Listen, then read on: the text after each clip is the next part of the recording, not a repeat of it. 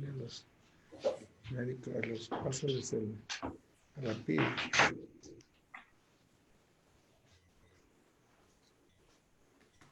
Adelante, Pedro. Hermanos, buenas noches. Les saluda el pastor Pedro Ramírez desde la Ciudad de México. Es para mí un gusto estar con ustedes en esta noche.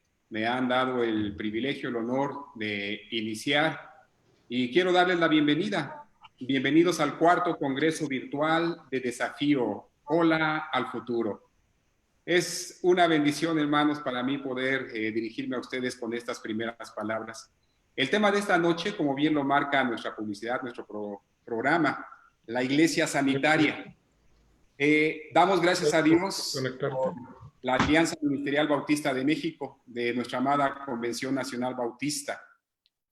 Y como les decía yo hace un momento, les saluda el pastor Pedro Ramírez Pérez, pastor de la Iglesia Cristiana Bautista de San Juan Ixtayopan, en la alcaldía de Tláhuac, en la Ciudad de México. Soy además el presidente de la Convención Regional Bautista Central, aquí en México, en Ciudad de México y en la zona metropolitana. Y tengo yo el privilegio, hermanos, de poder compartir con ustedes en esta noche de principios de verano, ya disfrutando completamente de la temporada de lluvias. Aquí en Ciudad de México hemos tenido varios días de lluvia y cuánto agradecemos a Dios por ello. Espero que todos ustedes que siguen esta transmisión desde el principio estén disfrutando de esta estación. Nos compartía el pastor Hilario Rojas hace rato, al mediodía, en Zihuatanejo ha estado lloviendo mucho y en varias partes de nuestra república hemos estado disfrutando de la lluvia. Hermanos, es una tarde agradable, bonita, para disfrutarse ya las últimas horas de la noche en casita, en compañía de la familia, algunos reunidos con algunos otros hermanos. Qué bueno que podamos estar aquí. Déjenme tomar la escritura brevemente. El Salmo 103, versículos del 1 al 5. Dios ha puesto en mi corazón el compartir con ustedes estos versículos. Espero que sean de bendición al recordarlos, al repasarlos una vez más. Les comparto, hermanos. Bendice, alma mía, a Jehová, y bendiga todo mi ser su santo nombre. Bendice, alma mía, a Jehová, y no olvides ninguno de sus beneficios. Él es quien perdona todas tus iniquidades, el que sana todas tus dolencias, el que rescata del hoyo tu vida, el que te corona de favores y misericordias, el que sacia de bien tu boca, de modo que te rejuvenezcas como el águila. Hermanos, para mí, en lo personal, en mi vida espiritual, ¿cómo traen frescura, alivio, aliento estas palabras del salmista? Y yo en muchas ocasiones lo comparto con ustedes, hermanos, los animo, que podamos animar a nuestra alma, exhortarla, decirle lo que dice el salmista: bendice, alma mía, a Jehová, y bendiga todo mi ser su santo nombre. Bendice, alma mía, a Jehová, y no olvides ninguno de sus beneficios. Que podamos en esta noche, hermanos, en las circunstancias en las que estamos, poder bendecir al Señor. Los hermanos, pastores, médicos que están con nosotros, que van a compartir de la sabiduría que Dios les ha dado, van a traer a nuestro ser, a nuestro conocimiento, consejos, exhortaciones, que haremos bien en escuchar, en poner en práctica. ¿Y por qué no animarnos unos a otros, exhortarnos y decirnos: bendice, bendice, alma mía, a Jehová, en las circunstancias en las que estamos viviendo, por este congreso, bendice, alma mía, a Jehová, por la tarde, por la noche, por la lluvia, podamos nosotros exhortarnos mutuamente y exhortar a nuestra alma: bendice, alma mía, a Jehová. Les cuento brevemente, en la Ciudad de México, como bautistas asociados en nuestra convención regional, las más o menos 100 iglesias que la formamos, todas han expresado su deseo de regresar al templo. Pero también todas han mostrado una prudencia y madurez para que ese regreso sea de tal manera que el rebaño que pastorean no corra riesgos. Y uno de los propósitos, de los motivos de este congreso, hermanos, es aconsejar a nuestras iglesias, a nuestros pastores, de tal manera que el regreso, el día que se dé, sea un regreso con toda la seguridad para nuestros miembros, para nuestras ovejas. Es toda una bendición, hermanos, que podamos hoy estar aquí juntos para escuchar a nuestros hermanos. Hablando de las iglesias de nuestra convención, hermanos, tenemos ese interés de poder regresar, pero también estamos conscientes de que hay que hacerlo con mucha prudencia. Y de paso, permítame invitar a las iglesias bautistas de nuestra región, del centro, de la Ciudad de México y la zona metropolitana. Déjenme invitarlas a que, si no pertenecen a nuestra Convención Regional Bautista Central, formen parte de la misma. Disfruten de la bendición y compañerismo que ello trae. Dense la oportunidad, hermanos, de no caminar como iglesias solas. Yo creo en la autonomía de las iglesias, ciertamente, pero también creo en la necesidad de que las iglesias se acompañen unas a otras, como en esta ocasión. Todos nosotros vamos con cautela. Como presidente de la Convención Central, yo mantengo la comunicación con los pastores. La mayoría de nuestros pastores reportan tener ya familias contagiadas desde hace semanas por el COVID-19. Y varios de nuestros pastores están reportando también que en muchos de los casos, o en varios de los casos, el término de la enfermedad es el fallecimiento. También aprovecho, hermanos, para expresar nuestras condolencias a dos familias de Ciudad de México y zona metropolitana por el fallecimiento del pastor y padre de familia. En primer lugar, el fallecimiento de nuestro hermano, el pastor Manuel Herrera, de la Iglesia Palabra de Vida. A nuestra hermana Abigail, su esposa, ahora su viuda. Hermana, nuestras condolencias, nuestras simpatías están con usted. Que Dios le bendiga, le permita caminar estos días, meses difíciles, tomada de la mano de nuestro Señor. Y también quiero expresar nuestras condolencias a la familia de nuestro pastor, nuestro hermano, el pastor Emilio Escobar Picasso, de la Primera Iglesia Bautista de Ciudad de México. Pues a ambas familias, hermanos, nuestros corazones les acompañan en oración y nos da gusto poder compartir con ustedes los buenos deseos, el ánimo que Dios pone en nuestros corazones para transmitirlo a ustedes. Por cierto, fue el pastor Emilio Escobar quien tan amablemente accedió a que en el templo de Mina y Héroes tuvieran lugar las 111ª reuniones plenarias de nuestra Convención Nacional Bautista, que estaban programadas para el siguiente mes, para el mes de julio de este año. Y todos entienden, hermanos, por razones obvias, por la pandemia del COVID-19, nuestra Asamblea Nacional, nuestras reuniones plenarias se han pospuesto para finales de este año. El pastor, nuestro presidente, el pastor Emilio Salazar, nos hará saber en el tiempo apropiado el mes, la fecha exacta de cuándo se van a celebrar estas reuniones plenarias. Y bueno, hermanos, para mí como pastor en la Iglesia Bautista de San Juan Ixtayopan, en el sur de la Ciudad de México, en la alcaldía de Tláhuac, es un gusto poder dirigirme a ustedes con palabras de ánimo. Siendo parte de la Convención Nacional, hermanos, agradezco a la Alianza Ministerial el esfuerzo que están haciendo por guiar a nuestras iglesias en estos tiempos complicados. Yo quisiera, si me lo permiten, a todos los hermanos que nos están siguiendo ya en este momento, que me acompañen en una oración, que pongamos en las manos del Señor esta reunión, los siguientes minutos, y confiemos en que Él tiene algo bueno para todos nosotros. Inclinen su cabeza, hermanos, permítanme orar. Padre nuestro, te damos gracias en el nombre de nuestro Señor Jesucristo, te damos gracias por la reunión que tenemos, que se está llevando a cabo. Te doy gracias por la iniciativa de todos nuestros hermanos de la Alianza Ministerial.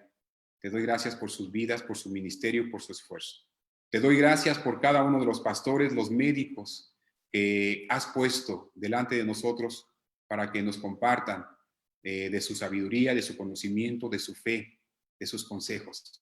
Te pido, Señor, que tú los bendigas, los guíes, que tu Santo Espíritu les inspire, de tal manera que puedan ellos darnos consejo sabio procedente de ti. Padre, los ponemos en tus manos y te damos gracias por todo lo que viene a continuación. En el nombre precioso de nuestro Señor Jesucristo oramos. Amén. Y bueno, hermanos, sin más comentarios por el momento de mi parte, pasemos al tema que nos ocupa esta noche, para lo cual cedo la palabra a nuestro hermano, el pastor David Pérez. Hermano David. Gracias, hermano Pedro.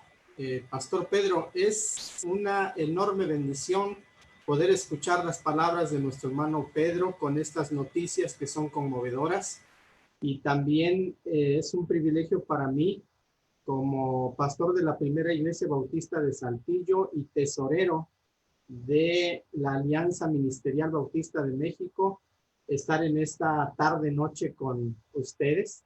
Y también me gozo en el Señor de poder estar coordinando este momento, el tema de respondiendo las inquietudes de diagnóstico en cuanto a la vida sanitaria de la iglesia en este tiempo de una nueva realidad.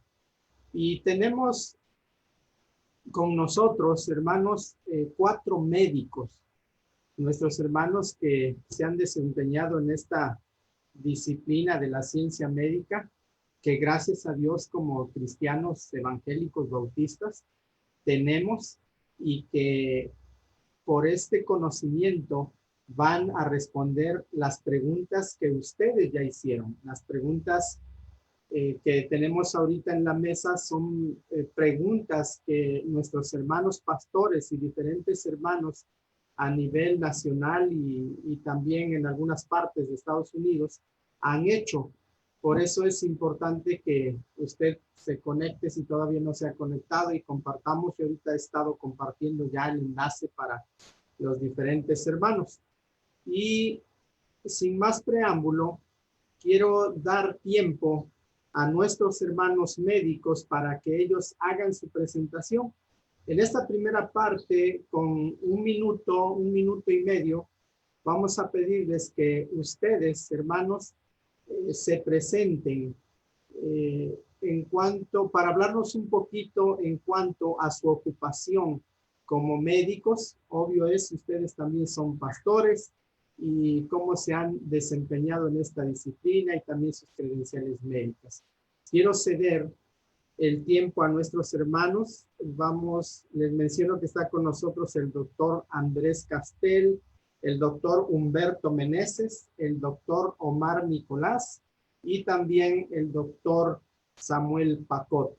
Y vamos a empezar así como los mencioné. Buenas tardes, hermanos. Que Dios les bendiga, hermanos médicos, y les use poderosamente para contestar estas preguntas que sin duda van a resolver muchas de las inquietudes que hay en la mente y en el corazón de los pastores y las iglesias a nivel nacional. Por favor, hermano Andrés Castel, tome su tiempo. Sí, muchas gracias y buenas noches, y es un verdadero privilegio estar aquí con ustedes, es un honor. Gracias a mis hermanos de la Alianza Ministerial por invitarme. Mi nombre es Andrés Castel Rodríguez, soy pastor de la Iglesia Cristiana Bautista Galat, al sur de la Ciudad de México, en la alcaldía de Coyoacán. Tengo 28 años de ministerio en la iglesia, lo cual para mí ha sido todo un privilegio. Al mismo tiempo, bueno, soy médico, graduado de la UNAM, también tengo una maestría en ciencias biomédicas y un doctorado en ciencias biomédicas. Trabajo actualmente en la UNAM, ahí tengo un laboratorio, he sido jefe de departamento, actualmente soy consejero universitario y también pertenezco al Sistema Nacional de Investigadores en el nivel 2. Entonces sí, me dedico a trabajar cáncer y algunas otras cosas, a construir tejidos. Y bueno, espero ser útiles, mis hermanos, para ser de utilidad para ustedes. Muchas gracias, mis hermanos, y muchas bendiciones. Gracias, hermano Andrés. Qué trayectoria tan hermosa y gracias al Señor también por todo este conocimiento. Por favor, doctor Humberto Meneses. Hola, buenas noches. Mi nombre es José Humberto Meneses. Soy pastor en la iglesia, la primera iglesia bautista de la Ciudad de México, en la Colonia Guerrero. Ya de médico tengo 23 años. Soy urólogo de especialidad. Actualmente soy subdirector del hospital de la Unidad de Medicina Física y Rehabilitación Región Centro del IMSS en las noches, lunes, miércoles y viernes. Es un hospital de reconversión COVID, pero bendito Dios no se llenó y ahí vamos y la estamos librando a todo dar. Y trabajando con gusto también en lo privado, me dedico a lo que es la urología acá por el norte de la ciudad, en el Hospital Ángeles de Lindavista y un hospital que se llama también Guadalupe, Baracá. Estamos encargados del servicio de urología. Y pues esperamos también ser de utilidad para todos ustedes y que Dios nos use con poder. Es un placer estar con todos ustedes y cuando se les ofrezca, con todo gusto aquí estamos. Gracias, hermano Humberto, y cedemos también el tiempo al doctor Omar Nicolás. Buenas tardes, hermanos, o ya casi noches. Bueno, yo soy director del hospital, de los hospitales México-Americano, tanto de Guadalajara como Nuevo Laredo. Pastor de la Tercera Iglesia Bautista acá en Guadalajara por ya un poquito más de 30 años. Estamos a sus órdenes. Pues lleva mucha experiencia nuestro hermano también en estos hospitales. Creo que es el médico que muchos de nosotros conocemos. Y vamos a darle el tiempo también a nuestro hermano doctor Samuel Pacot. Sí, soy médico internista. Estudié en la UNAM y hice la especialidad allá en Tlalpan, en medio de varios hospitales grandes. El Señor me permitió conocer esos grandes hospitales, nutrición, cardiología, neuro. Y ahora, en los últimos 29 años, trabajé para el Seguro Social como médico internista, pero por la falta de intensivistas, yo estuve 20 años o más de 20 años en cuidados intensivos. Ahí aprendí sobre la marcha esas artes. Pero el Señor me llamó también en el año 2000 para el pastorado, así que estuve por muchos años ejerciendo ambas funciones en la Iglesia Bautista de Manuel. Y desde hace 2 años, recién cumplidos en esta semana, soy pastor, por gracia de Dios, en la primera Iglesia Bautista de Monterrey, Nuevo León. Aquí estoy en la oficina pastoral. Todos esos libros que están atrás son los que me faltan de leer. Dios les bendiga. Pues nos da gozo en el Señor poder estar con ustedes, hermanos, y también hermanos que nos acompañan a nivel nacional. Como ustedes se han dado cuenta, tenemos una bendición muy grande porque como ustedes han escuchado a nuestros hermanos doctores, ellos se desempeñan en esta hermosa profesión de la ciencia médica, pero también como doctores del alma, pastores que están siguiendo al frente de una iglesia, y eso para nosotros es de gran valía. Gracias, hermanos, y vamos a empezar con nuestras preguntas. Recordemos el tema, la vida sanitaria de la iglesia ante la nueva realidad. La vida sanitaria de la iglesia ante la nueva realidad. Y vamos a tomar tiempo para unas preguntas donde cada uno de ustedes, hermanos, van a contestar la misma pregunta y van a tener minuto y medio para contestar. Yo sé que están presionados por el tiempo. Para los médicos y para los pastores no es tan fácil sujetarnos, pero tampoco, hermanos, queremos corretear, queremos apresurar. Vamos a responder en el nombre del Señor y seguramente que el Espíritu Santo nos está guiando y vamos a contestar bien. Yo les voy a ceder la palabra. La primera pregunta es, compártanos su opinión personal acerca de este virus COVID-19. La pregunta que hicieron los hermanos es, ¿real o mito? Compártanos pues su opinión y vamos a empezar con nuestro hermano Andrés Castel. Por favor, doctor, adelante. Sí, gracias, mis hermanos. Es muy real el virus del SARS-CoV-2, ese es su nombre, y de eso nos hablan pues, los contagiados y muertes, no solo en nuestro país, sino en todo el mundo.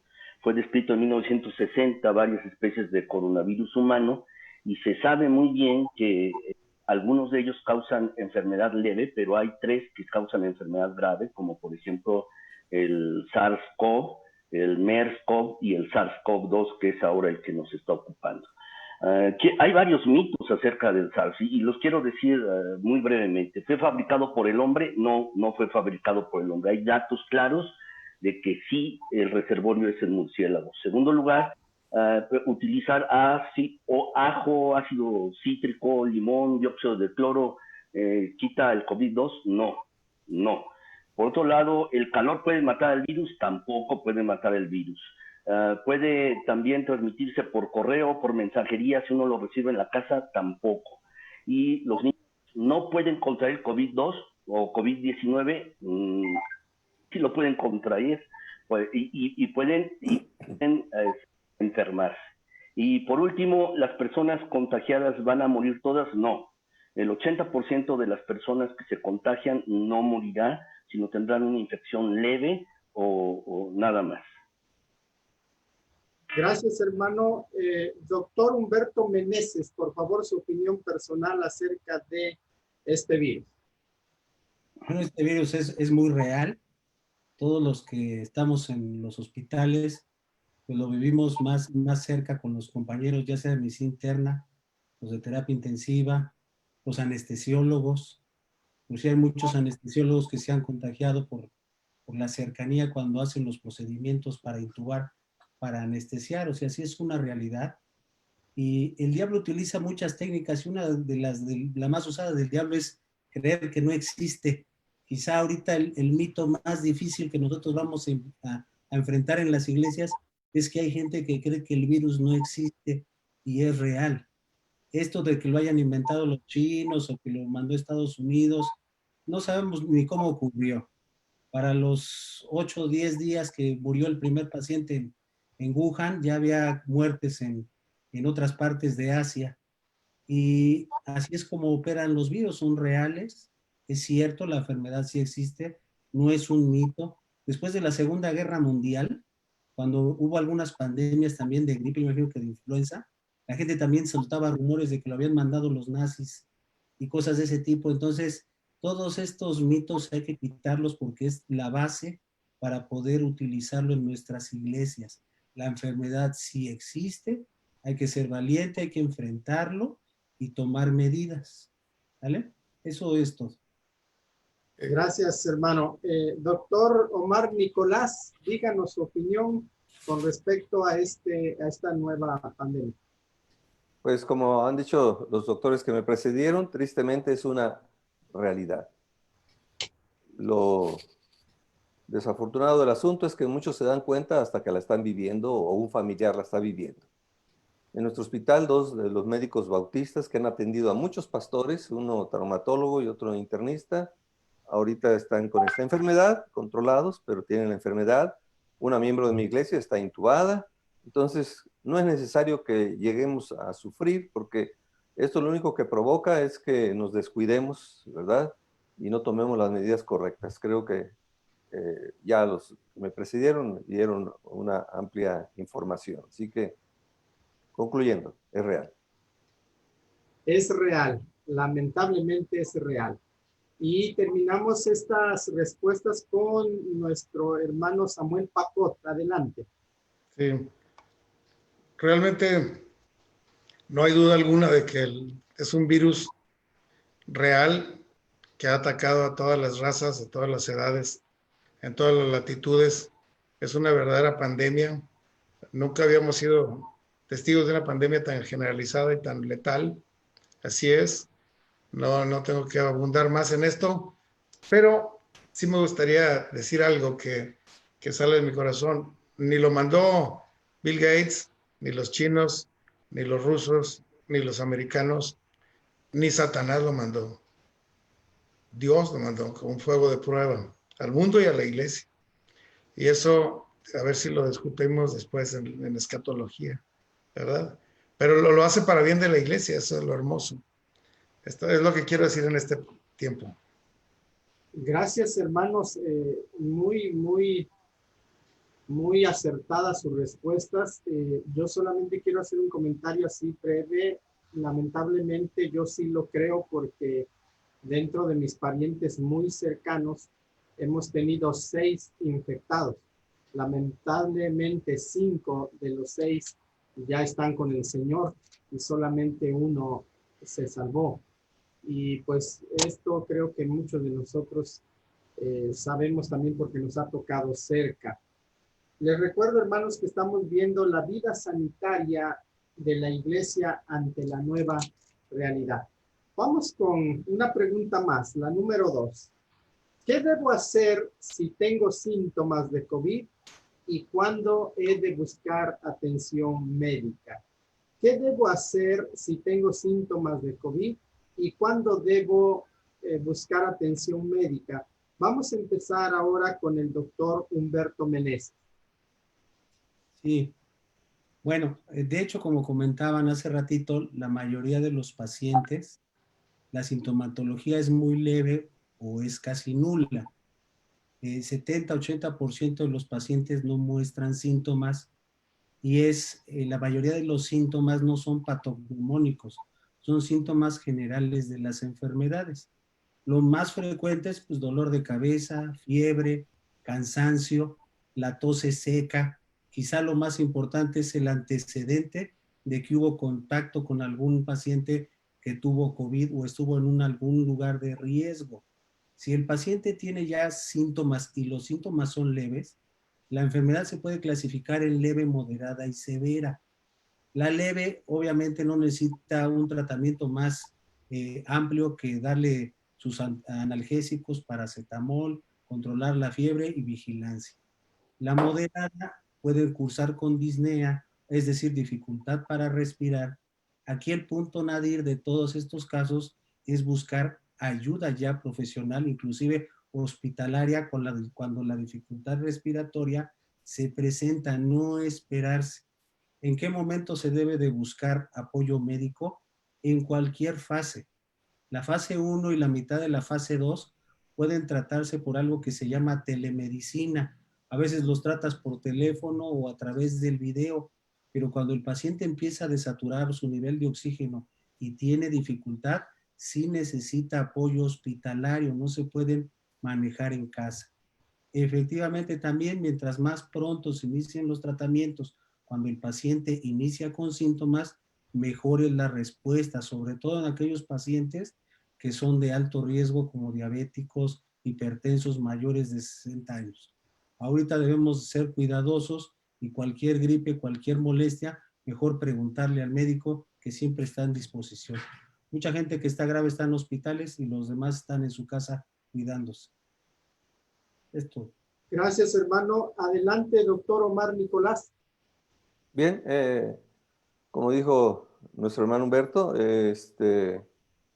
yo pienso que en cuanto usted tenga la sospecha, debe de atenderse. Puede ser a través de una llamada telefónica, pero en cuanto tenga la sospecha. Por 2 razones. Una, para dar seguimiento si se llega a agravar. Y segunda, por si usted está enfermo y no tiene problemas, pero está contagiando a sus familiares. Entonces, lo más pronto posible hacer el diagnóstico por estas razones.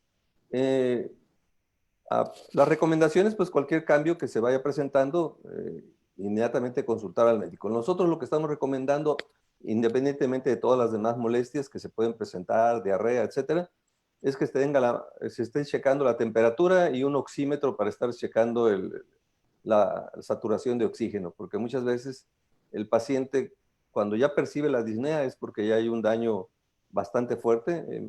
Tengo contacto con algunos directivos de algunas clínicas de hospitales de COVID, y me dicen, pues llega el paciente, lo intubamos y 6 horas ya se murió. Entonces, resumiendo, en cuanto sienten molestia, tienen un antecedente de haber estado en contacto y ponerse en contacto con un médico, ¿verdad? Y estarse checando mientras tenga síntomas de gripa, que decimos, tos, rápidamente hablar al médico y que se haga el diagnóstico lo más temprano posible. Gracias, hermano. ¿Qué debo hacer si tengo síntomas de COVID y cuándo debo buscar atención médica? Vamos a escuchar la respuesta del doctor Samuel Pacot. Y en estos meses me han llamado muchos hermanos que tienen algún síndrome gripal, ¿no? Y no quieren ir al hospital porque dicen, a lo mejor es gripa y voy y me contagio en el hospital. Ese temor es generalizado.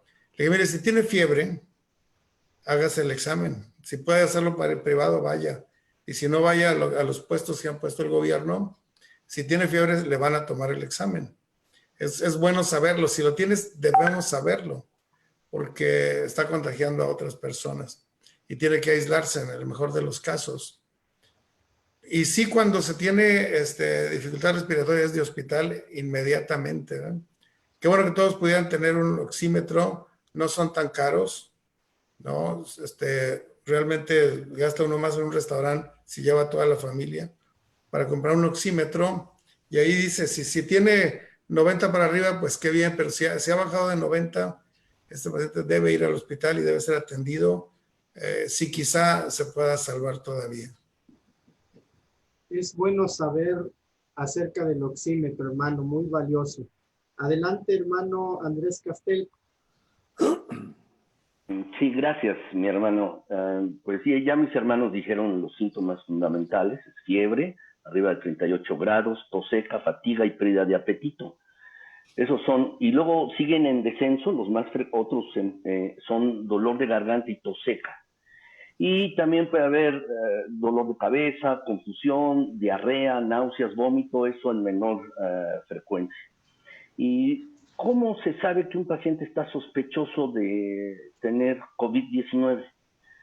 Bueno, los datos frecuentes son fiebre, dolor articular, dolor muscular, dolor de garganta, y el dato de alarma que ya dijeron mis hermanos es dificultad para respirar. Ese es el dato fundamental. Entonces vale la pena tener un oxímetro. Y ante estos datos hay que hacer una confirmación de una prueba que se llama PCR para ver si uno tiene el virus. Y ante la confirmación lo que uno puede hacer es varias cosas. Uno, estar informado siempre y en contacto con el médico continuamente.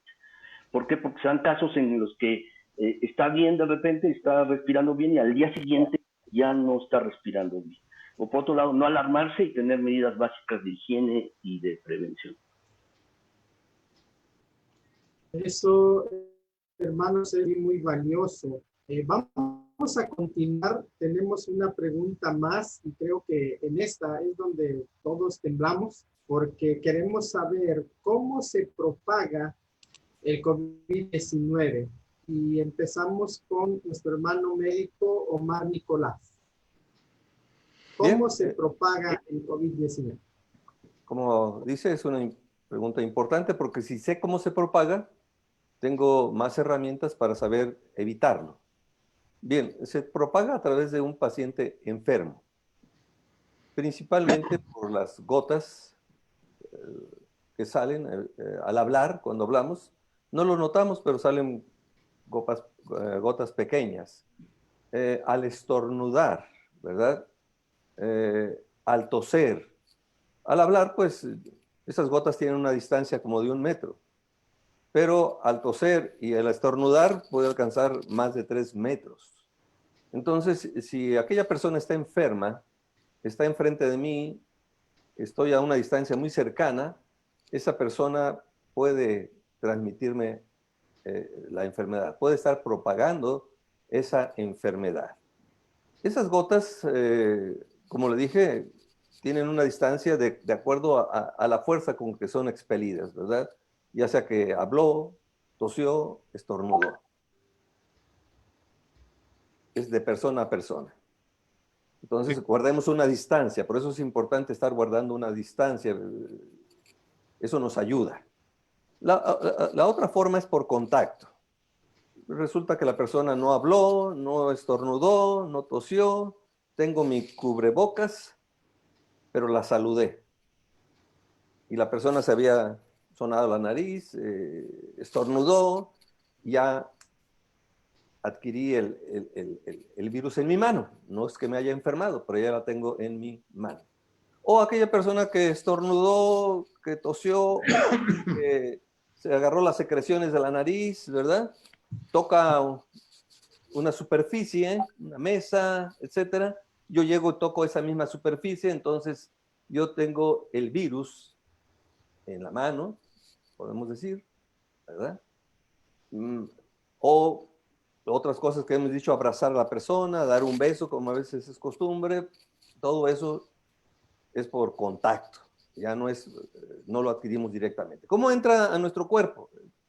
Ese es cómo sale y cómo se distribuye. Bueno, entra a nuestro cuerpo si estamos enfrente de la otra persona y no estamos protegidos, ¿verdad? Y la otra persona estornudó o habló y estoy muy cerca, directamente. Indirectamente, si yo lo saludo, si toco la superficie. Los lugares de entrada a mi cuerpo son las mucosas, las conjuntivas, la nariz, la boca.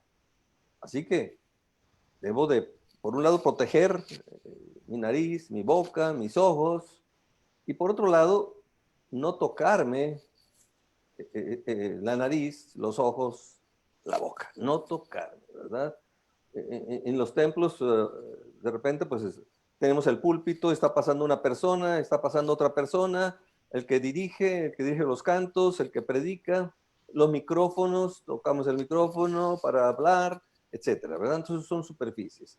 Por lo tanto, como sabemos que hay 3 elementos muy importantes para destruirlo, que es el jabón, el cloro diluido al 10%, el alcohol, que se disuelve al 70% en gel, ¿verdad? Entonces, uno de los más efectivos es el jabón. Tiene que lavarse muy bien las manos, hay una técnica, ¿verdad? Y el jabón tiene que estar, esa espuma tiene que estar en contacto con el virus por 20 segundos para destruirlo. Entonces, lavarnos frecuentemente las manos, el uso de los cubrebocas, tanto para el que está enfermo, alguien que esté enfermo en el hogar, pues ese es el que más debe de tener ese cubrebocas. Hay diferentes calidades de cubrebocas. Un enfermo, si está aislado, pues no tiene que traerlo puesto ahí en ese momento, pero si va a entrar a alguien, pues el que va a entrar pues también tiene que cuidarse, ¿verdad? Un N95 sería lo ideal ya con una persona enferma o a un lugar donde hay enfermos. Bien, entonces esta es la manera en que se transmite, esta es la manera en que se propaga. Por eso la recomendación es que estemos en el hogar, si nadie está enfermo, usted no sale, no tiene contacto, si sale, pues yo sí soy de la idea de que se debe de usar cubrebocas mientras va a salir, ¿verdad? Lavarse las manos frecuentemente, no tocarse, a veces se nos olvida, lo menos posible tocar las superficies, ¿verdad? A veces llegamos y nos reclinamos en una mesa sin tener necesidad de reclinarnos, vamos a una tienda y nos reclinamos ahí donde venden las cosas, lo menos posible, porque estas son las vías de propagación. Y ya mencioné cómo pueden atacarse, ¿verdad? Cómo puede atacarse o destruirse este virus, es a través de estas medidas de higiene, lavado de manos correcto, ¿verdad? Por ahí tuvimos una plática y pasamos una diapositiva, creo que por ahí está todavía en el Face, ¿verdad? Lo que recomienda la Organización Mundial de la Salud, cuál es la técnica correcta de lavado, pero la duración del último lavado debe ser 20 segundos haciendo espuma y ya luego enjuagarse. Okay. Por favor, doctor Samuel Pacot, abúndenos sobre la propagación. Creo que estuvo muy completo, dijo el hermano Omar. Sin embargo, algo que a mí me llamó mucho la atención fue que un mal que se diseminó por avión entre los continentes y no iba en un asiento del avión, sino que iba en un pasajero. Y cuando llegaron acá, todos los pasajeros que estuvieron 14 horas en el mismo avión, pues estaban contaminados y enfermos a los pocos días.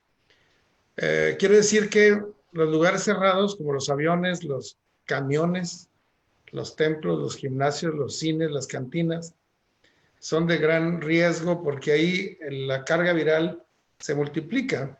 No es lo mismo que pasemos junto a un covitoso un paciente de COVID y algo nos alcance a compartir, a la carga viral de estar encerrado 14 horas en un vuelo intercontinental o 3 horas en una película en un cine o muchas horas con una cantina o en un camión que vamos de aquí a San Luis 10 horas. Allí hay mucho riesgo, mucha carga viral y es probable que a una mayor carga, mayor intensidad de enfermedad y menos capacidad de defensa, ¿verdad? Por eso hay tanto riesgo entre los médicos y enfermeras que están a veces en turnos de 12 horas o 24 horas cuidando pacientes. El riesgo de que la carga viral que reciban debe ser muy grande. Y por eso es que han dejado los templos, los gimnasios, los cines para abrirse al último en los semáforos que dicta el gobierno, ¿no? Porque sí, en efecto, estar encerrados y ahí hay un enfermo, muchos van a ser contagiados. Así que esa es una de las formas favoritas o de mayor riesgo y por eso se han dejado hasta el último. Los templos se van a abrir al último. No es un plan con maña del gobierno o del demonio, sino que de veras el estar juntos muy cerca, respirando el mismo aire y más si cantamos, porque cantamos con el ronco pecho y salen los virus a bailar encima de nosotros y para volver a cantar la siguiente frase, agarramos aire y jalamos todos los virus para adentro. Así que creo que ya hablaremos sobre las estrategias de no cantar por lo pronto, ¿no? Hasta Navidad. Eso es todo. Hermano David. Sí. Vamos adelante también, doctor Armando Castel. Andrés Castel. Ya me cambió el nombre a mi hermano. Está bien. Perdón, Andrés, está bien. No pasa nada, mi hermano. Sí, así como ya dijeron mis hermanos, en realidad se propaga por gotas de saliva, por eso estas actividades que impelen o expulsan más gotas de saliva, como el cantar, estornudar, hablar alto, y vamos, no es conveniente, mis hermanos, estar cerca. Entonces, por eso uno debe hacer medidas de distancia. Se ha evaluado las medidas que son realmente efectivas y uno es la distancia social. Es decir, menos de 1 metro hay más riesgo que 1,5 metros, 2 metros. Por otro lado, también cubrebocas, que efectivamente solo los cubrebocas N95 le pueden proteger a uno o tienen mayor protección, pero los otros cubrebocas en realidad es para impedir que otras personas se contagien, y que eso es importante como una señal de amor y de cuidado hacia el otro, porque uno no sabe si uno está contagiado, y aunque no presenta unos síntomas, uno no lo sabe. Entonces eso es importante. Y también careta, usar una careta. Cuando se utilizan estas 3 cosas, se pone distancia, más cubrebocas, más careta, el riesgo de contagio es bajo, muy, muy bajo, y entonces uno lo minimiza. Y además, como ya lo comentaron mis hermanos, pues el estar en un ambiente ventilado, que eso es importante, y junto con ello, pues también evitar grupos heterogéneos, es decir, de diferentes edades, eso que también es muy importante, mis hermanos, estos grupos heterogéneos, es decir, no mezclar a adultos mayores con niños. Eso lo veremos más adelante, pero eso es importante también. Gracias, mis hermanos. Gracias, doctor. El doctor Humberto Meneses, por favor. Sí, ya todo lo que han comentado, pues a lo mejor redundaría, más a manera de cierre, pues sí, el contacto estrecho con el virus demuestra que es un virus bastante infeccioso, muy contagioso. Y si lo que es la dosis del virus, el tiempo de exposición y la gravedad de los síntomas del que lo contagia, pues determina el riesgo que corremos. Así es. Quizá aquí el reto que vamos a tener en las iglesias es guardar la distancia. Lo que más nos protege es la distancia a 2 metros, no nomás cuando estemos sentados, sino cuando entremos y cuando salgamos. De todas las medidas, la más segura es la distancia. Un paciente puede contagiar desde que empieza la enfermedad hasta 10, 15 días de que terminan los síntomas, pero hay casos donde sigue contagiando hasta 54 días. Por eso es que a veces en los pacientes que se han contagiado, conviene pedirles pruebas para ver si ya no lo tienen. A veces se piden hasta 2 diferentes de PCR-RT para ver si los pacientes ya no lo traen y entonces es seguro poder asistir a otros lugares. ¿Por qué? Porque como todos mencionamos, ya tuvimos gente que tuvo la enfermedad en las iglesias o compañeros médicos y pues no sabemos si ya está negativo, aunque él ya no tiene síntomas, ya no sabemos todavía si lo contagia.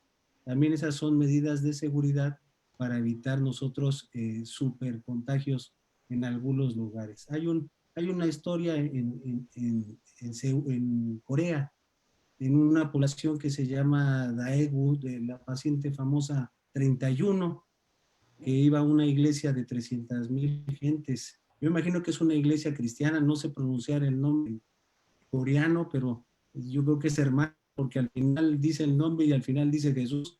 Y bueno, ella va a la iglesia, a mitad de la semana la atropellan, no le pasa nada, y vuelve a regresar el domingo a dar gracias a la iglesia, pero después cae enferma. Afortunadamente no le pasó nada, pero la cantidad de contagio en una semana, tanto la gente en el hospital y en la iglesia llegó a ser de 1,200 personas. Entonces todo eso gracias a que se pudo rastrear y aislar a la paciente. Nosotros también como iglesia vamos a tener que hacer nuestras cuentas de dónde se sentaron y si algún hermano anda mal, pues también rastrear los que estuvieron cerca de él y aislarlos. Sabemos que el 80% no van a tener síntomas, pero vale la pena que se queden en su casa 15 días para evitar más contagios. Es todo. Gracias, hermanos. Sí, estamos ante una nueva situación y es complicada. Estamos desarrollando el tema la vida de la iglesia, la vida sanitaria de la iglesia ante la nueva realidad. Vamos con una pregunta más y vamos a empezar con el doctor Samuel Pacop. ¿Existe alguna vacuna, medicamento o tratamiento contra el COVID-19?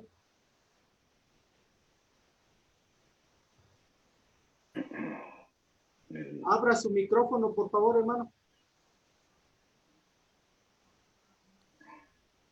Eso es como para un tema de 2 horas nada más para hablar con esto, aunque en realidad todavía no hay vacunas, en realidad no hay ningún medicamento absolutamente efectivo, ni siquiera aprobado por la Organización Mundial de la Salud, por la Food and Drug Administration, ni nada de eso. Sin embargo, sí hay cerca de 90 equipos de investigación trabajando para hacer una vacuna y al menos 6 de ellas ya están en un grado avanzado, está en la tercera fase, porque una vacuna requiere mucho trabajo. Primeramente hay que aislar un virus y atenuarlo, o una parte del virus o una proteína de la superficie del virus que tenga efecto inmunogenético, que produzca inmunidad efectiva en laboratorio, y después de eso probar su efectividad en animales y purificarlo para poder después en una tercera fase probarlo en seres humanos, primero en voluntarios muy sanos y luego en público en general, en todas las edades y razas. Y cuando se ha logrado eso, viene lo difícil, sacar 100 millones de dosis para darle a un país, ¿eh? Ahora, si le quieres dar a todo el mundo, entonces serían 7,000 millones de dosis. Va a ser muy difícil producir 7,000 millones confiables, que estén buenas para cuando lleguen a su destino y que puedan ser cuidadas a la temperatura ideal y efectivas y todo eso. Por eso se llevan muchos meses. Y no quiero desanimarles, pero cuando se sacó la vacuna del ébola, se tardaron más de 14 años en sacar la vacuna del ébola. Hoy creemos que va a ser mucho más rápido. Hay un interés tremendo en todos los departamentos. Llama la atención el trabajo en Massachusetts, ¿verdad? El equipo Moderna Therapeutics en Massachusetts. Hay otro equipo en Pensilvania que también ya prácticamente tiene listo todo. Y hay la Universidad de Oxford, ¿verdad? Hay un instituto Jenner que ya prácticamente la tiene lista para empezar a producir copias y dosis, y 3 laboratorios en China que también están muy avanzados en esto. Entonces es probable que en este mismo año pudiéramos tener las primeras vacunas circulando y llegando a las personas. Y por supuesto, cuando la vacuna salga y sea aplicada a todos, habrá terminado la pandemia, ¿no? Hasta entonces podemos decir, ya estamos en paz, estamos vacunados todos, pero eso nos puede faltar todavía meses o más de un año. En cuanto a tratamiento médico, pues se iniciaron los antivirales primero, porque dijeron, pues es un virus, vamos a matarlo con los virus, ¿no? Y el remdesivir, el ritovir, el lopinavir, todos esos han mostrado muy poco efecto. Incluso el interferón, que es una sustancia que producen otros virus previos y que evitan que un virus extraño ataque cuando otro tiene posesión del cuerpo, realmente ha tenido poco valor. Los cubanos produjeron interferón beta y lo han llevado hasta China para ayudar, pero su ayuda ha sido mínima. ¿Verdad? La cloroquina, la hidroxicloroquina, que ayuda en otras enfermedades infecciosas y en otros reumatismos, también tiene poco efectividad. Luego se descubrió que la infección, en realidad, el problema no era tanto el virus, sino la reacción inflamatoria que el cuerpo produce, que lo lleva a gravedad y a muerte. Entonces se han utilizado antiinflamatorios, incluso hasta esteroides para frenar la actividad. Inclusive recientemente la dexametasona se estuvo usando con mucha fuerza en el Hospital Monte Sinaí de Nueva York, en el pico más fuerte de la infección, y sí logró producir una disminución a la mitad del número de muertos, en la dexametasona, pero hasta ahí. Y aquí en México nuestro equipo del Hospital Infantil encontró que la ivermectina es un medicamento antiparasitario, también tenía efecto antiviral y se ha usado con cierta efectividad, ¿verdad? Pero no se ha logrado un medicamento que cure todos los casos hasta ahorita. No sé qué puedan decir mis otros hermanos. Es el turno de nuestro hermano Andrés Castel, por favor. Sí, gracias, mis hermanos. Pues sí, efectivamente hay varios estudios que se han hecho con algunos medicamentos para tratar de quitar este virus o eliminarlo, ¿no? Por ejemplo, con cloroquina se hicieron 176 estudios y la verdad es que mucha gente lo empezó a comprar porque Trump dijo, yo tomo y no me pasa nada y me curo. Y eso hizo que los pacientes comenzaran a tomar y eso provoca el tomar algún medicamento, cualquiera que sea, debe ser bajo prescripción médica, porque si no, por ejemplo, en este caso con la cloroquina, provocó que muchos pacientes tuvieran reacciones adversas cardíacas, lo cual no es grave. Eso puede provocar la cloroquina y no tiene efecto. También, pues el remdesivir, que es un antiviral, no ha demostrado beneficio en mortalidad, de hecho en estudios controlados y aleatorios, entonces tampoco. O también la ivermectina realmente no ha demostrado efectividad. Se han hecho 10 estudios in vitro, sí demuestra in vitro efectividad, pero in vivo no.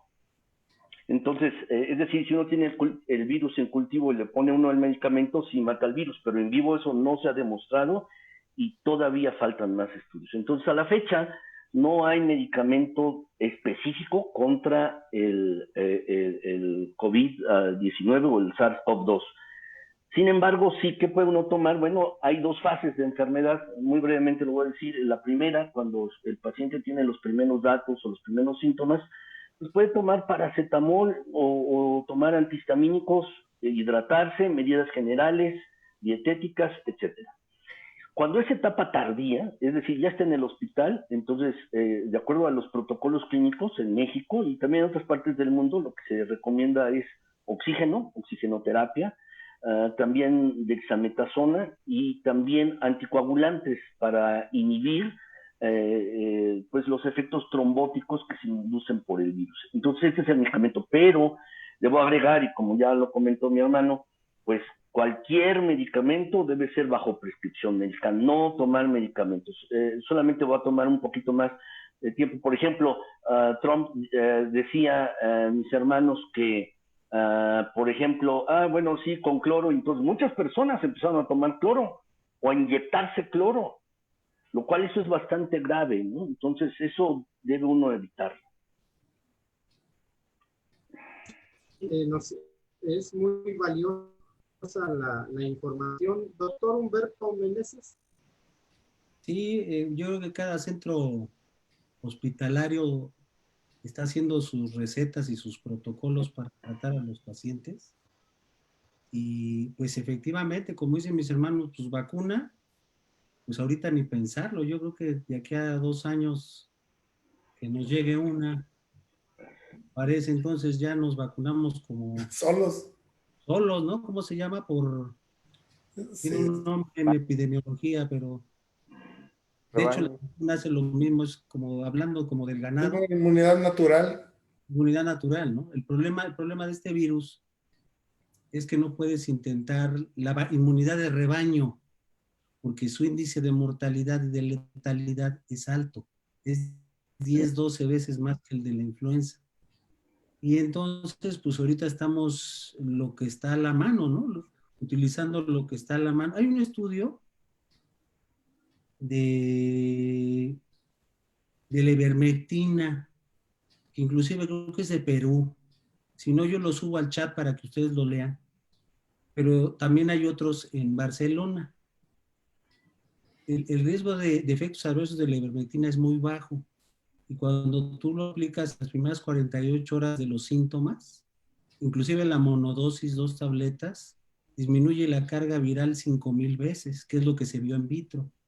Pero también mejora, bueno, disminuye la coagulabilidad, disminuye en 65% el riesgo de intubación y obviamente disminuye 6 veces la intensidad de los síntomas. Yo, pues ahora sí que aquí platicando con un amigo también anestesiólogo, se contaminó, ¿no? Porque ellos los mandan de los doctores, el mayor riesgo para contagiarte es el momento en que intubas, porque es cuando el paciente te tose.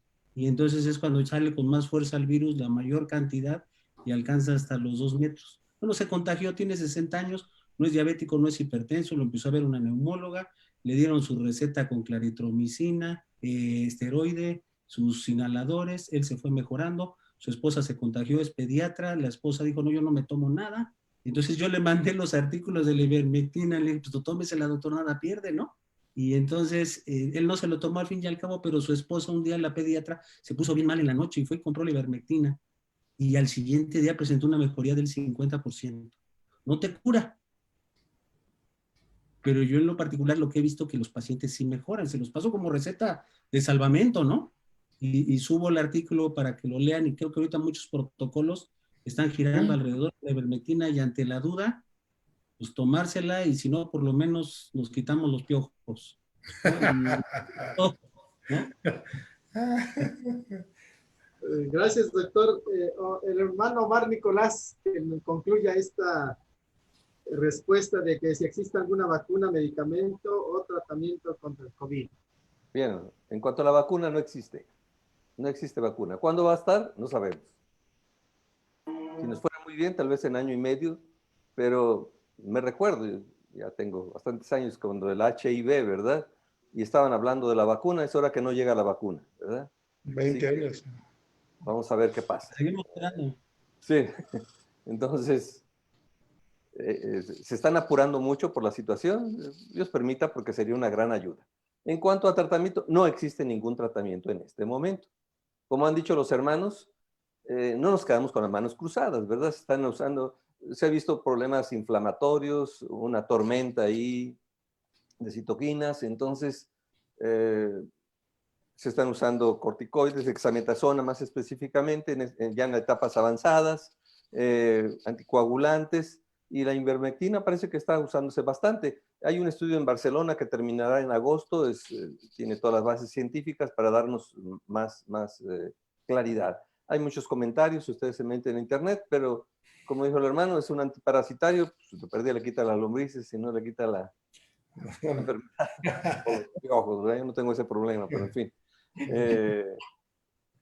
Sí, cada uno de los hospitales ha tenido ya plasma, es otro que se está usando en algunos lugares, ¿verdad? De algún paciente que tuvo, que se recuperó, que formó anticuerpos, entonces también lo están usando en algunos hospitales.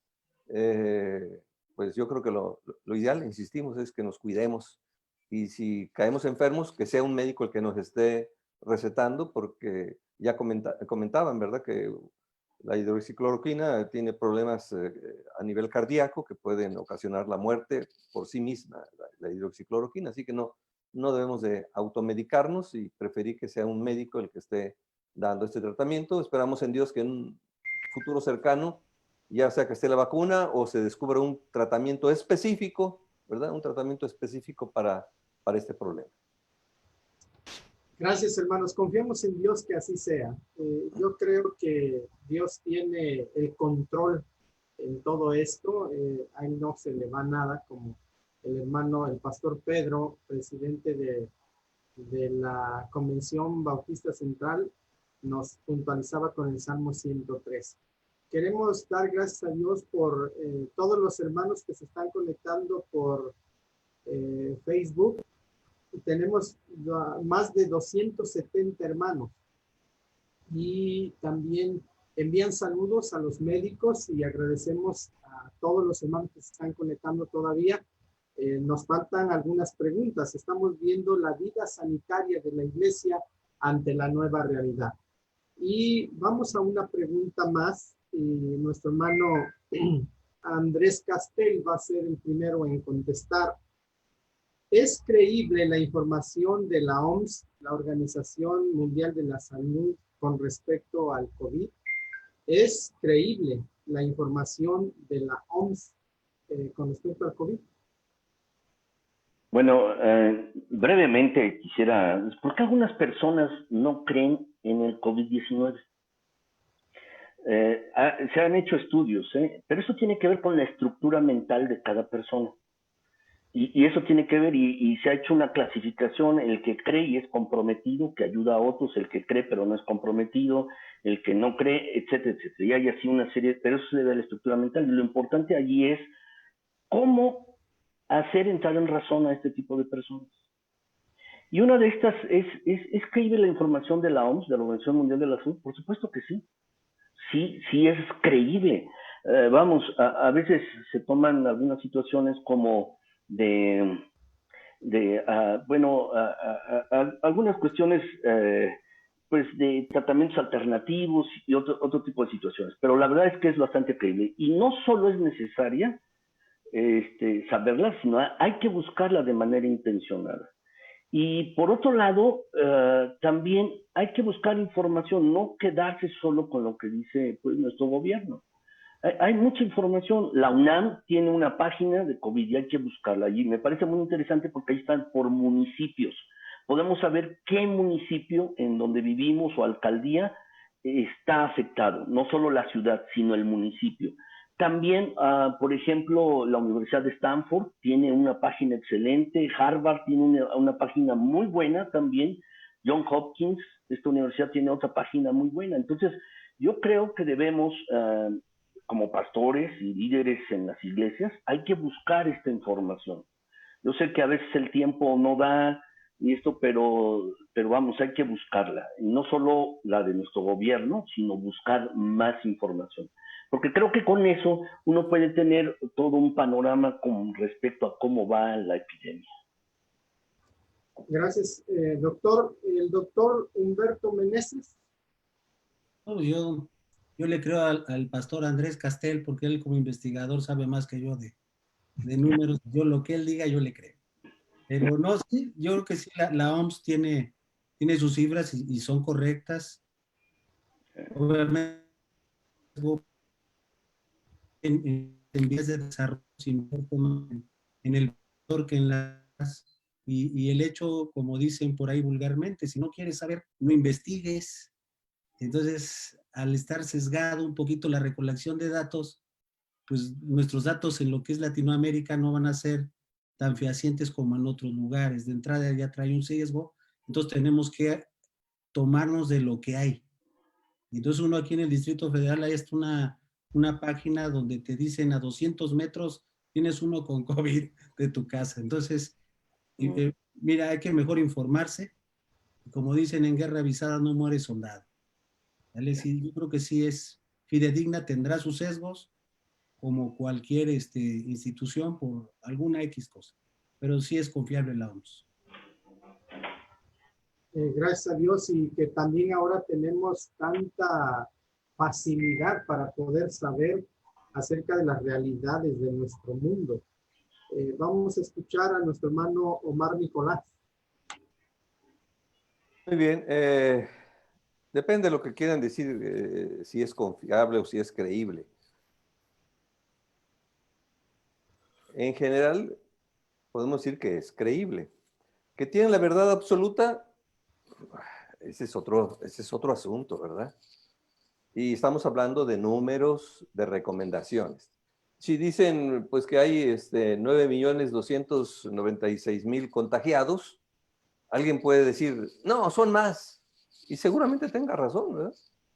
Porque ellos se van a alimentar de lo que estén enviando los gobiernos. Claro.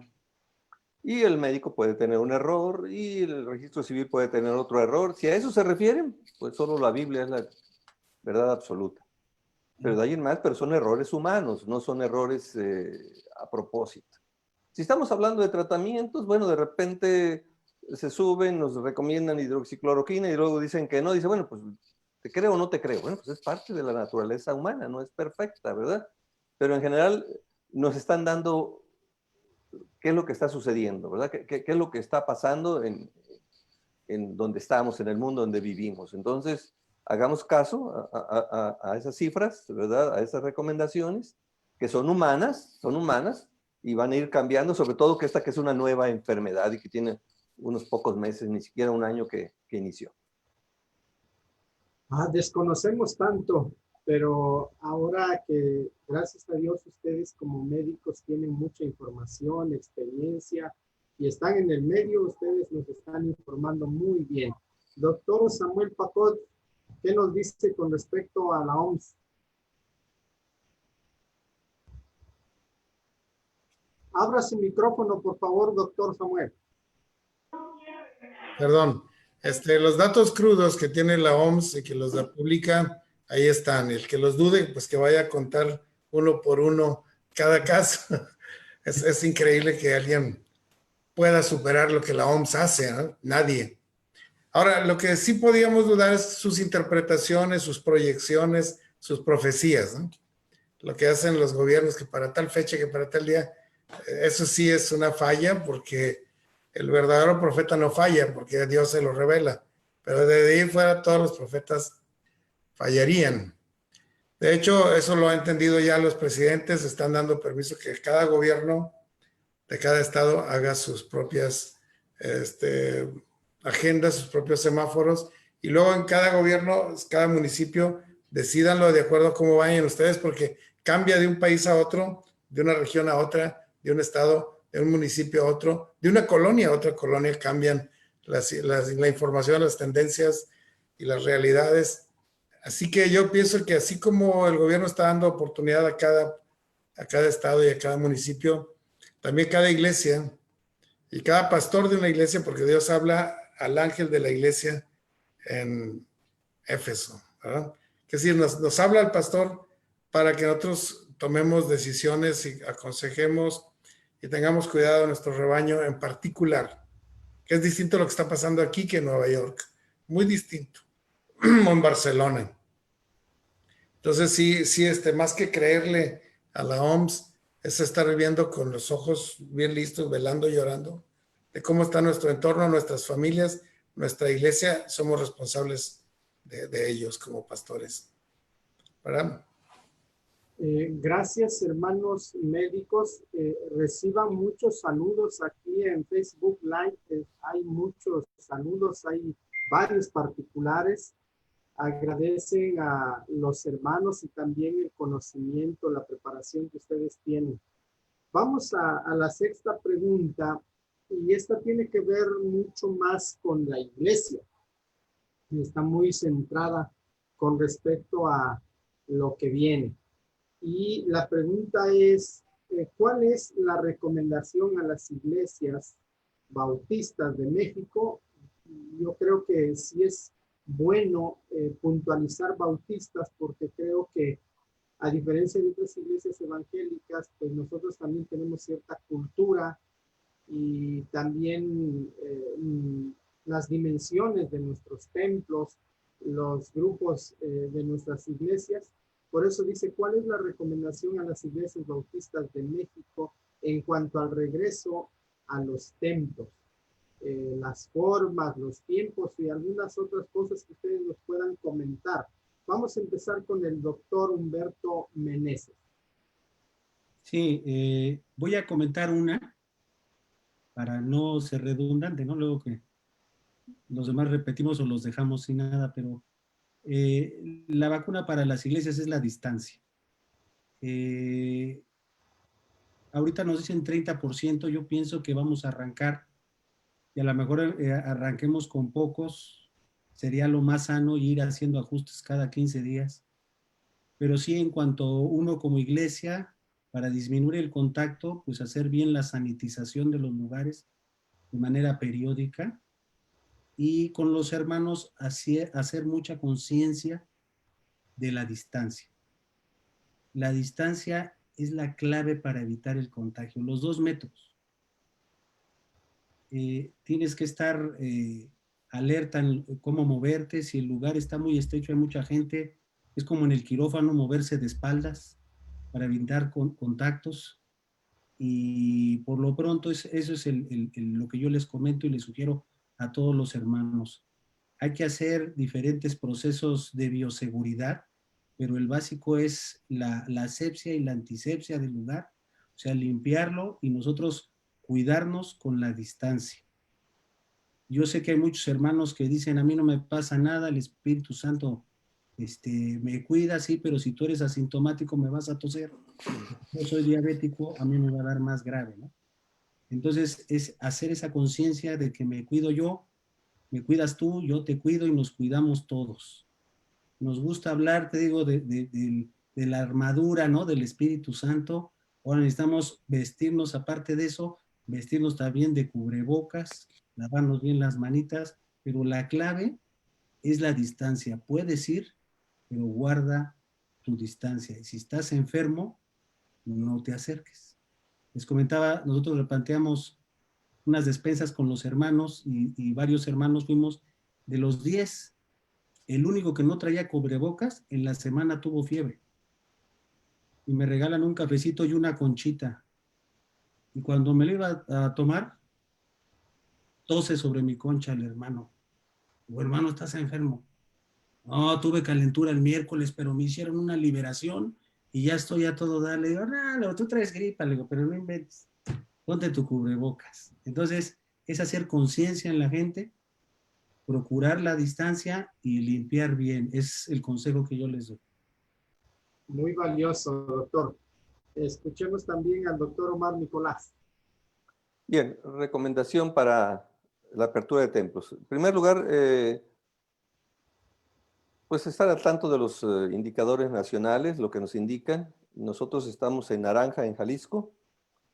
En segundo lugar, los informes estatales, por ahí decían que hay hasta por ciudad, hay un informe de cuántas sospechosos o ya confirmados, sobre todo muertos, han habido.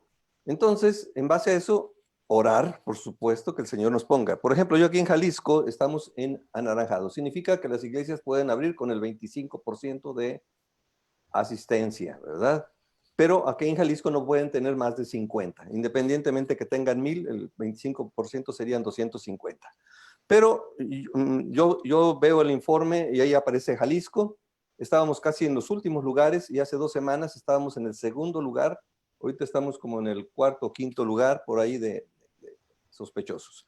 El 22, hace 3 días, diríamos 4 días, habían 11 muertos, 373 confirmados. 20 muertos, 598 confirmados. El 24, 36 muertos. Así que si cuando había menos muertos y menos confirmados estábamos encerrados, ¿por qué voy a abrir el templo ahorita? Esa es responsabilidad de nosotros como pastores, ¿verdad? Y estar orando. Entonces, no vamos a abrir el templo en este momento. Cuando se abre el templo, tenemos que estar preparándonos ya para abrir el templo. Una de las medidas es, pues, sanitizar el templo. Ya dijimos, cloro diluido en agua, jabón, ¿verdad? La siguiente medida es que no entre ningún enfermo, porque me va a contagiar a la congregación. Se oye fácil, pero ya comentaron por ahí, ¿verdad?, de que hay quienes contagian, pero no tienen ningún síntoma. Entonces, pero ponemos desde la entrada, hay que estar tomando la temperatura, preguntando si ha tenido gripa, algún contacto con alguien, ¿verdad? Y orientar al hermano y que se retire. En esta primera etapa nosotros hemos decidido que se usen cubrebocas. Guardar la distancia cuando lo abramos el templo entre uno y otra persona. Guardar la distancia. Los cultos se recomienda que sea de 35 minutos, así que, hermanos, que pastores, ¿verdad? Les encargamos sermones concretos. No cantos congregacionales, ya lo dijeron, pero puede participar un cantante ahí al frente del estrado, allá, ¿verdad? Para que alabemos a Dios. Sanitizar todo lo que tenemos que hacer, pisos, micrófonos, púlpito, todo, las manijas de las puertas, un tapete para los zapatos. Entonces, esto es lo que yo he visto, ¿verdad? Como recomendaciones para esta apertura del templo. Primero, saber cuándo, ¿verdad? Y mientras, pues seguir orando al Señor. Creo que el Señor, como decía nuestro hermano Pacot, nos está dando enseñanzas, que la iglesia, ¿dónde está tu iglesia? En la colonia del Fresno, contestan, ¿verdad? No. La iglesia es cada uno de los que hemos recibido a Cristo en nuestro corazón y hemos sido transformados. Somos el cuerpo de Cristo y estamos en varias partes. Entonces, creo que ha sido de bendición. Sigamos usando los que podamos usarlo, las redes sociales, para transmitir el mensaje del Señor. Gracias, hermano Nicolás. También vamos a escuchar la recomendación de nuestro hermano Samuel Pacot. Sí, fíjense que la pregunta que me hacen otros pastores del área es: ¿cuándo vamos a regresar? ¿A mediados de este mes? ¿Al principio del otro? ¿Cuándo? Porque el gobierno está presionado a echar a andar la economía y lo entendemos. Si no, el remedio va a ser peor que la enfermedad. Pero en el caso de las iglesias no dependemos de eso. Y les digo, hay muchas curvas que está reportando la Secretaría de Salud todos los días, y son curvas que no están tan planas como decimos, ¿no? No están planas, siguen subiendo. Yo les recomiendo, cuando las curvas estén bajando definitivamente, ¿verdad? Nos serviría mucho saber los casos nuevos cada día, pero los exámenes tardan 7 días en reportarse, así que ya cuando lo reportan ya no son casos nuevos, ya son casos graves, en todo caso, así que no nos sirve mucho ese indicador, pero sí los casos activos, los casos hospitalizados. Si hay hospitalizados 800 hace una semana, ya han ido bajando 600, 500, 300, 200, 120. La pandemia va en retirada, o ha encontrado su rebaño y ya, y se está yendo. Si eso llega a pasar, es un buen tiempo para regresar como iglesia. Ahorita, al contrario, en nuestro estado y en nuestro país, las curvas van todavía hacia arriba. Todavía hay más infectados hoy que ayer y que antier, y más muertos hoy que ayer y que antier, y más hospitalizados hoy que ayer y que antier. Así que no estamos ni planos ni de bajada, vamos para de mal en peor. No es tiempo de regresar todavía.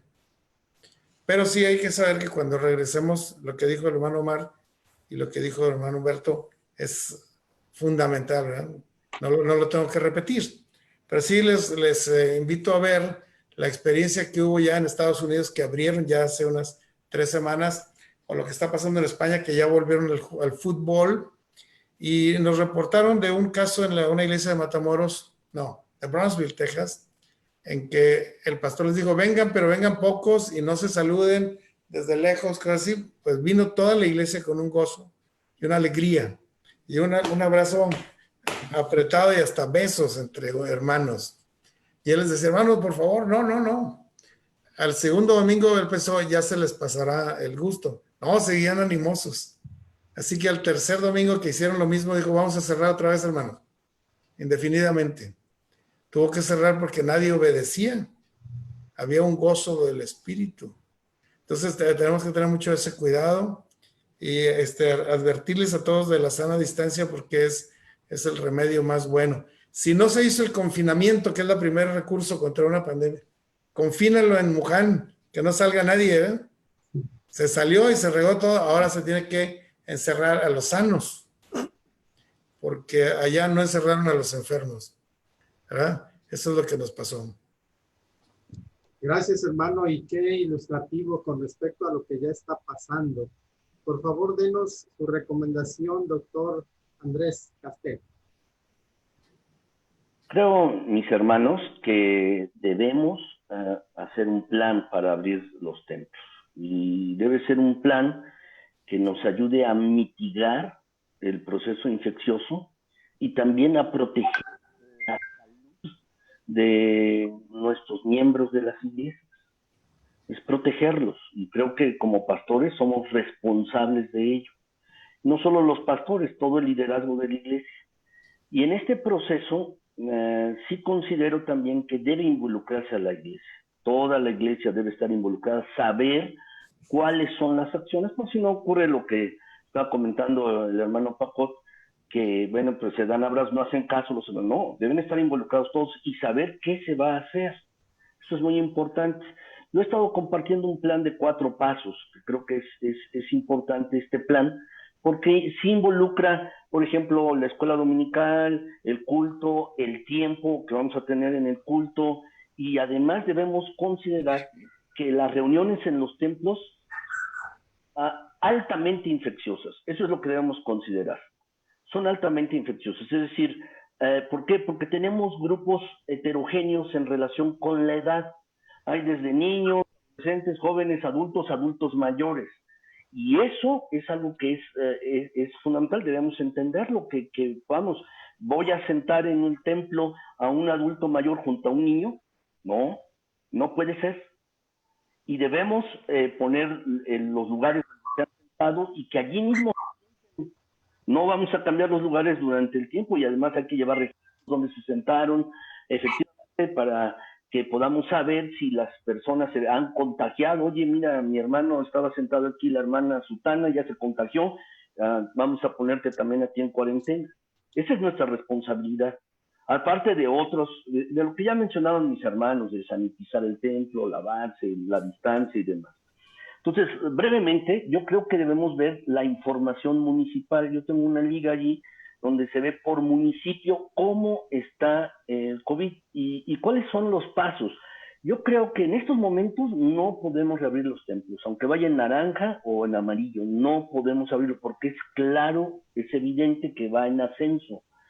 Entonces, ¿cuáles serían estos 4 pasos? Primero, sería el primer paso es verificar que hay menos de 5 muertes por día durante 3 semanas consecutivas. Y así se evita lo que, no sé, creo que mi hermano Nicolás, o no me acuerdo quién lo comentaba ahorita, de ver que, de que la pandemia va bajando de manera consistente. El segundo paso que podemos dar para abrir la iglesia y aumentar actividades es menos de una muerte por día durante 3 semanas consecutivas en el municipio.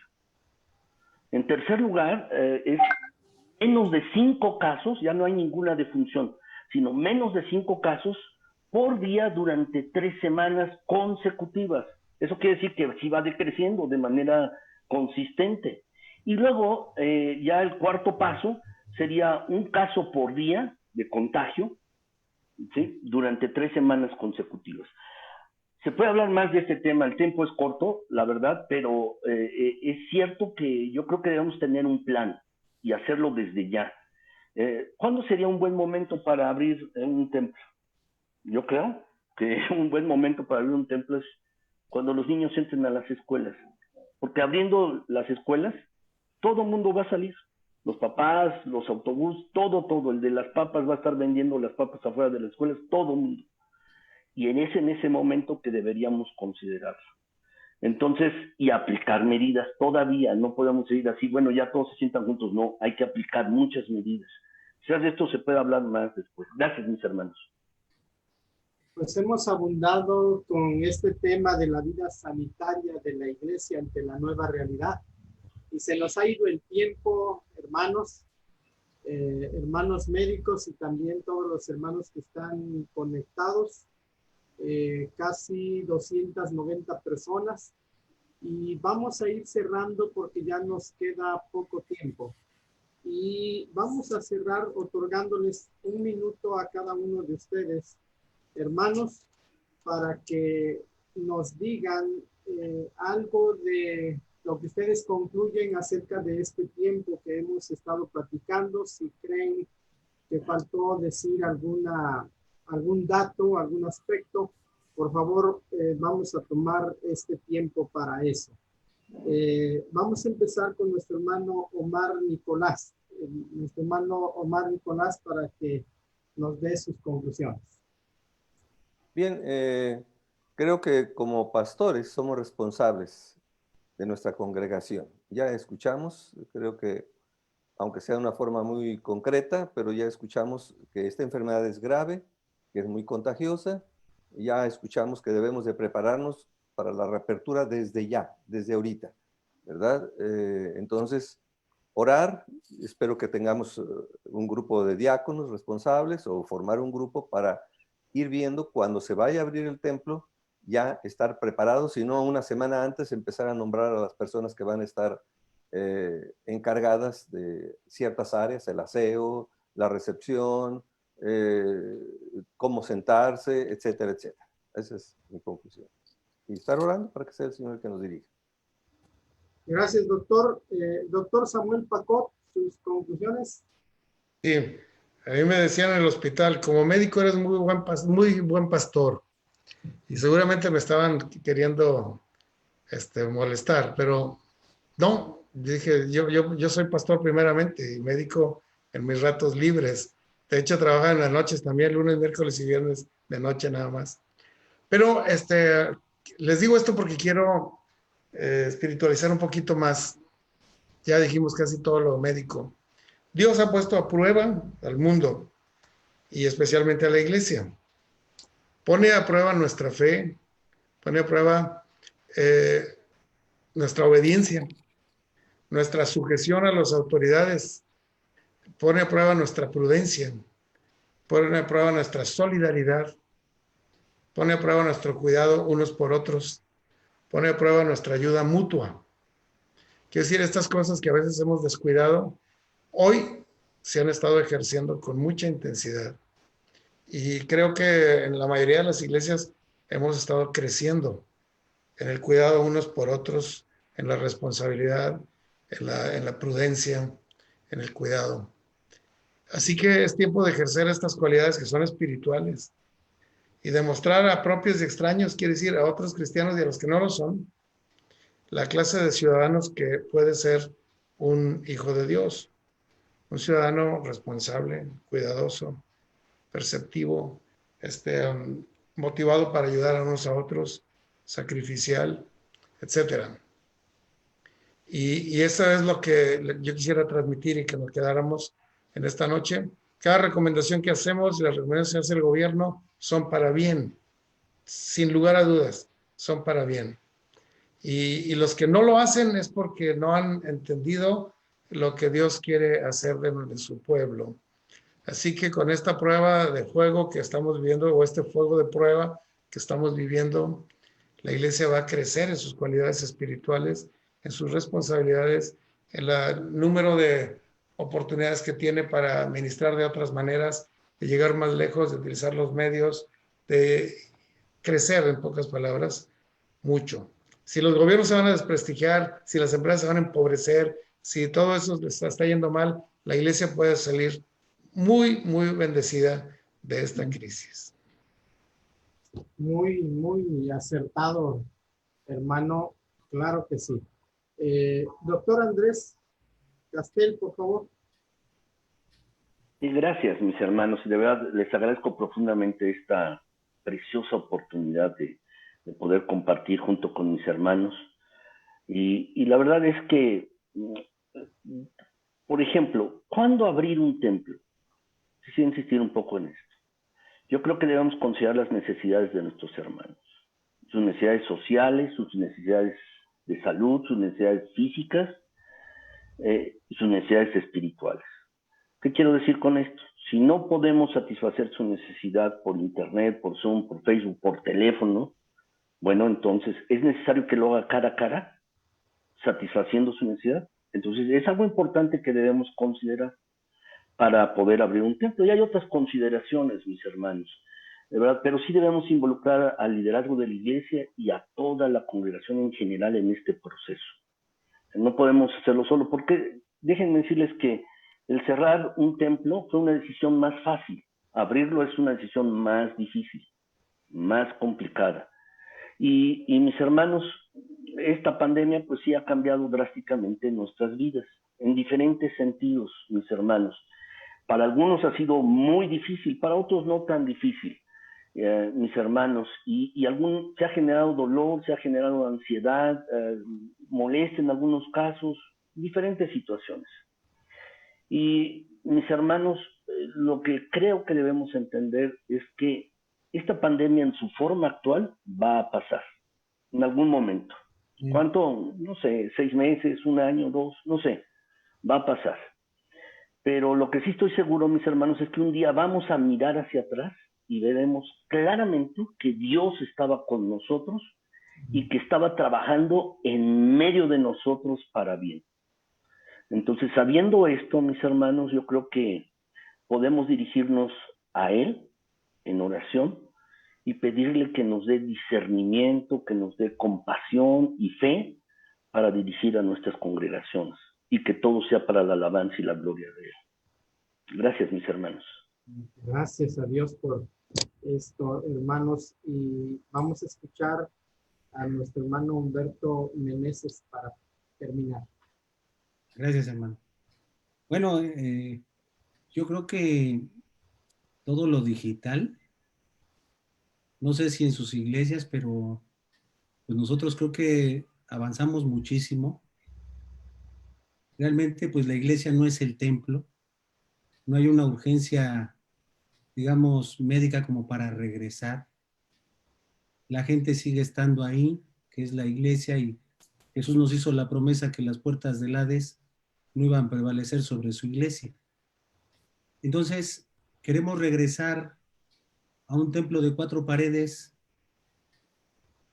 Cuando regresemos, ¿qué va a pasar? Vamos a regresar iguales. Y nos vamos a olvidar que el mundo está en lo digital. Esta generación de niños, no sé cómo se llaman, pero yo veo a mi hija y tiene 2 computadoras en la mañana. Vamos a regresar a un templo cuando los niños y los jóvenes ya están en la computadora. Yo creo que si del cielo te caen limones, hay que aprender a hacer limonada, empezar a predicar, porque la iglesia fue fundada para estos momentos. Y la iglesia en los momentos de tribulación se mueve como pez en el agua. Hay un libro que se llama En busca de los 12 apóstoles. Por ahí léalo. A lo mejor muchos ya lo leyeron, pero habla de cuando habla de la gran comisión, el primer apóstol que le cayó el 20 fue a Pablo. Los otros se quedan en Jerusalén sin hacer la gran comisión, y entonces Dios manda persecución para que se salieran y predicaran hasta lo último de la tierra. Y habla de las evidencias de Pablo hasta España, de Tomás hasta la India, norte de África y hasta Britania, que era en ese entonces todo el mundo. Nosotros ahora tenemos la oportunidad en el internet de alcanzar el mundo para Jesucristo. Los corazones ahorita están reblandecidos. La profecía de Ezequiel, que les quite el corazón de piedra a mucha gente, ahorita se los está reblandeciendo, y es oportunidad para que nosotros prediquemos de Jesús. Sigamos en el internet, aunque regresemos. Me preguntaba mi hijo para el siguiente semestre de la escuela, me dice: papá, me meto al programa híbrido o de internet. Hijo, yo ya no te quiero llevar a las 5 de la mañana, quédate en el internet y así nada más tú y yo. Entonces, sigamos predicando el internet, movilicemos todo a lo digital, no hay por qué exponer a la gente. Quizá económicamente es donde le batallamos, pero a lo mejor alguna gente, así como muchos adultos se movieron al WhatsApp y todo, a lo mejor ya también hasta para diezmos, ofrendas, apoyos, mucha gente empezó a usar los depósitos. Entonces, escuchar muy bien la voz del Señor, que Dios nos use en la red, y yo creo que esta es una herramienta grandísima para ganar a México para Jesucristo. Amén. Y es momento de dar testimonio.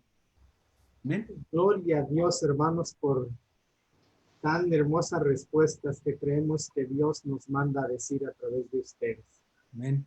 No cabe duda, amados hermanos, que Dios nos dio una facilidad de adaptación tan increíble, que sin duda que la iglesia nunca es antigua. Yo creo que la iglesia es contemporánea, es de hoy, y vamos a avanzar con todo esto que ustedes nos han dicho. Quedaron muchas, bueno, al menos aquí yo me quedé con 3 preguntas más en el tintero. Gracias, hermanos, por conectarse, y voy a dejar el tiempo a nuestro coordinador, el pastor Hilario Rojas, que él es el que nos va a dar palabras en este momento. Dios les bendiga, hermanos. Qué gusto poder verles, saludarles y escucharles. Dios les bendiga. Gracias, Pastor David. Que el Señor le bendiga. Buen trabajo en esta noche. Y por supuesto, a nombre de la Alianza Ministerial, queremos agradecer infinitamente a los pastores médicos. Tenemos un gran privilegio como bautistas, tener gente tan capacitada, y seguramente todas estas recomendaciones o consejos van a ser tomadas en cuenta por todos. Quiero empezar dando gracias a Dios por la vida del pastor médico Andrés Castel. Dios le siga usando, hermano, en donde usted se mueve, que el Señor le guarde, le fortalezca y bendiga también mucho a su iglesia. Tienen un gran pastor y un gran doctor. También agradecemos infinitamente al pastor Samuel Pacot en la Primera de Monterrey. Hay muchos hermanos comentando cosas para usted, muy halagadoras, hermano Samuel. Yo creo que son sus ovejitas y damos gracias a Dios por ello. Pero qué bueno que están presentes también. Por supuesto, al hermano Humberto Meneses, no quiero decir que por un accidente lo conocimos, no, sino que la mano de Dios nos ha permitido, y está ya en el 2º Congreso, y su trabajo, hermano Humberto, ha sido muy edificante. Que el Señor le siga usando, y un saludo a la Primera Iglesia Bautista de la Ciudad de México y al pastor Juan Germán, por supuesto, y que Dios lo bendiga. Y gracias al doctor Omar Nicolás, el doctor de muchos de nosotros, y pues lo conocemos casi todos porque sus recomendaciones y su trabajo tan especial como director de nuestros hospitales han sido muy, muy, muy valioso y muy importante. Quiero comentar que el hermano Omar Nicolás en este año, finales del año pasado, vivió una situación complicada y la mano de Dios lo ha mantenido de salud, una situación de salud, y ahorita está aquí muy activo y lo vemos muy fuerte, hermano Omar Nicolás. Que el Señor siga usando mucho su vida y que lo siga bendiciendo en todo tiempo. De verdad, gracias, amados pastores médicos. El Señor les siga usando. Y ahora, refiriéndome a los hermanos de Facebook, quiero decirles, hermanos, que mañana continuamos. El día de mañana tendremos algo muy interesante que tiene que ver con la misma situación del COVID-19. Por la mañana, a las 10 de la mañana en punto, estaremos hablando una mesa de preguntas y respuestas sobre temas escatológicos, y tiene que ver con asuntos de, ¿ya estamos en el fin del mundo? ¿Qué pasa con el 666? ¿El COVID es un juicio divino?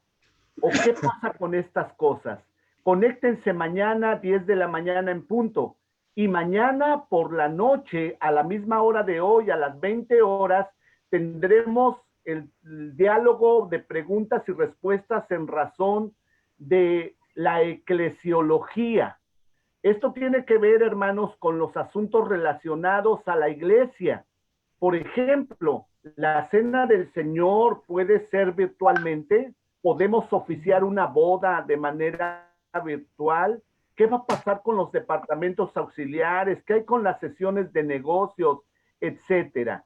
Mañana en la noche. Y el sábado terminaremos con 4 expertos en la obra misionera transcultural y hasta dónde ha afectado esto a nuestras iglesias y la obra como bautistas en el país. Damos gracias por haberse conectado. Queremos despedirnos ya en esta noche. Que el Señor les bendiga. Saldremos del Facebook, pero valoramos la presencia y la asistencia de todos. La paz del Señor sea con ustedes.